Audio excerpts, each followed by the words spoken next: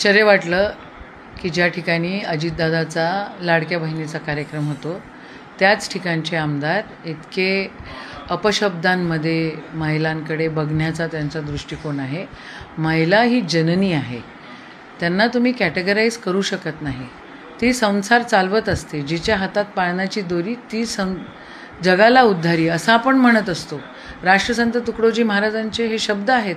तुम्ही जिथं महिलांच्या मतांसाठी तुम्ही जीवाचं रान करून राहिले तिथं अशा प्रकारे कॅटेगराईज करून तुम्ही महिला जननीचा आपला अपमान करून राहिले, म्हणजे तुमची मानसिकता काय आहे हे समजतं आहे. महिला काय उपभोगायचं साधन आहे का? अशा प्रकारे तुम्ही कॅटेगराईज कसे करू शकतात? तुमची मानसिकता इथे दर्शवते आहेत. अजितदादांनी आणि सत्ताधाऱ्यांनी त्यांच्या आमदारांना कंट्रोलमध्ये ठेवावं.